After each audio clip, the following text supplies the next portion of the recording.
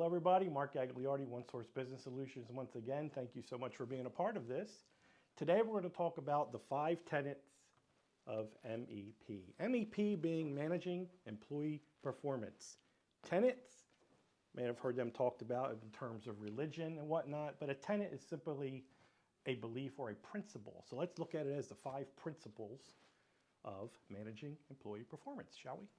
All right, let's get started. So the first thing you want to do is set some goals, right, for that employee. You want to make sure they're measurable and attainable. Be fair, right? Don't put something that you know is going to be out of touch or out of reach of that employee, because the whole bottom line is eventually you'll see you want to create a better engagement with that employee. Make sure these goals are relevant and make sure you set some time boundaries, okay? So you will set expectations, make sure they're going to be able to do them in the time that you feel is allotted for that goal to be reached. This is really important.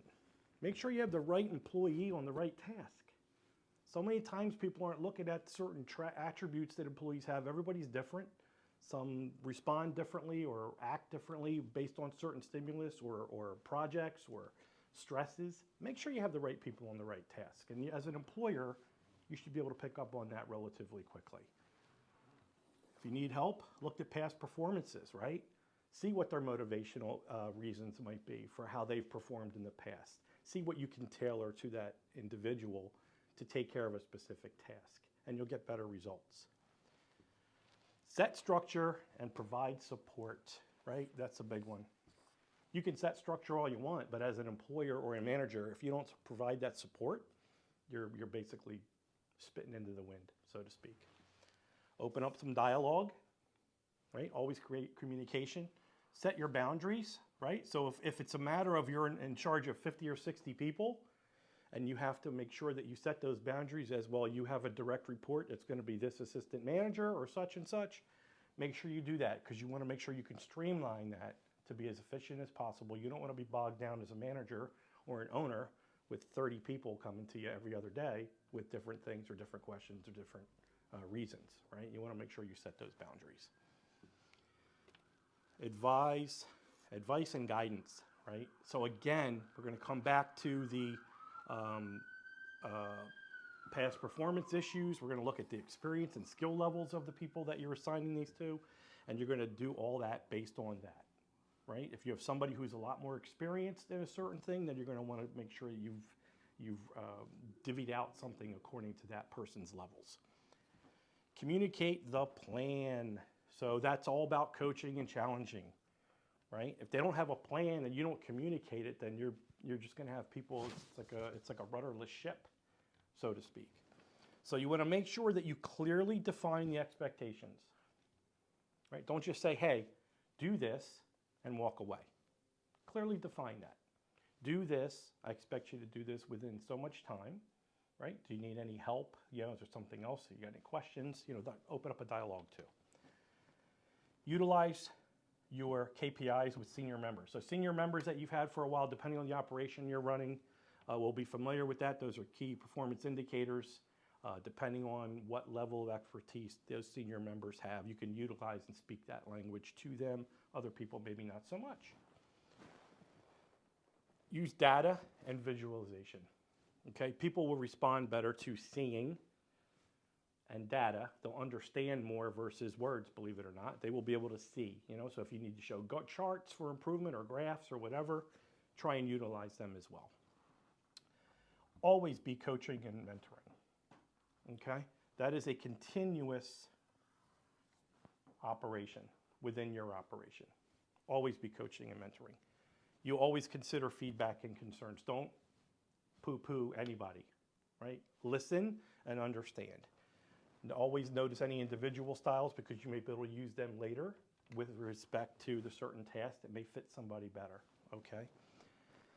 Adapt your coaching methods, right? Make sure you're doing, depending on the person's skill sets or how they learn, do you do written or verbal?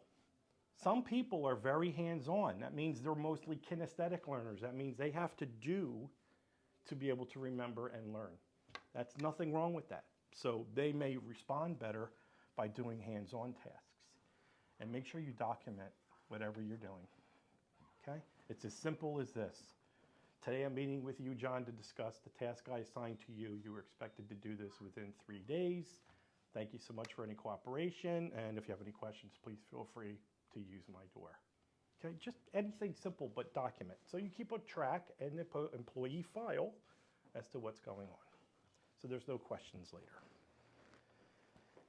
Monitor and evaluate. So obviously you have to do all this, and then you're going to monitor and evaluate all that progress or those results, right? Involve your people in the team decisions. This is what's called eventually becoming empowerment. Involving in the processes and the decisions provides them a sense of ownership.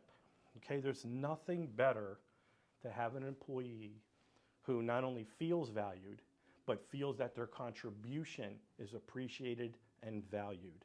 That is tantamount to running a smooth operation. Okay, and it all starts with management and ownership and works its way down. Empowerment equals a motivation. Okay, that's what I was just talking about. It gives your people motivation to come to work every day, to do their best job for you, because they not only like you, but they respect you and you respect them. Big, big thing. Obviously, you need to be able to trust to put people in that position. So make sure you're using the right people. Okay, not everybody's going to be responding to this. Let's be honest. Not everybody will respond 100%.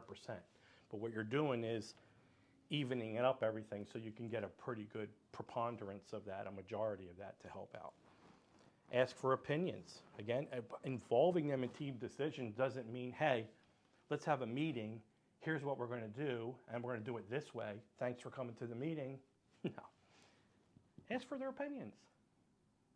Ben, what do you think about this idea? John, what do you think about that? You know, we did it that way before. How did you do it before? Did you do anything different before that maybe you had success with? Very important. Very important. You'd be surprised. The whole point of that is don't be the I know everything type of person or manager, right? Nobody likes a know-it-all. Remember that old saying? I do. Don't be that guy or that lady. Be open. You can always learn. I can still learn. I'm still learning, right? If you know everything, then what's your point of being there? Learn. Any good manager will tell you they've always learned. Any employee will tell you they've learned from other people around them, and then they assimilate that learning experience to their own, and they make it their own. But it's all based on life experiences and experiences at work. So make sure you're not that person. Hold accountable. Again, you have to hold people accountable for that. You're engaging, listening, and empowering them, and now you're going to hold them accountable for the results, obviously. You're going to monitor and evaluate as part of that process, and this is just normal, obviously. You empower them to assist in the decision-making. Again, you're asking questions, you're involving them in those sessions. Here's something cool. When you're asking your employee, they're asking you questions, you ask them questions. Just like I said before, sometimes employees have been there maybe before your tenure. Somebody's been there for 20 or 30 years and they know a thing or two about what's going on that maybe you don't. And that's okay because you can't be the know-it-all guy or lady, right? Learn some tricks, learn some ideas. Maybe they got some little secrets they do, some little things that they know how to do. As long as it's not compromising the quality of the product or service and it's helping for efficiency and team morale, that's a win-win situation. Put back your pride and just do the thing, right? That's all it's all about.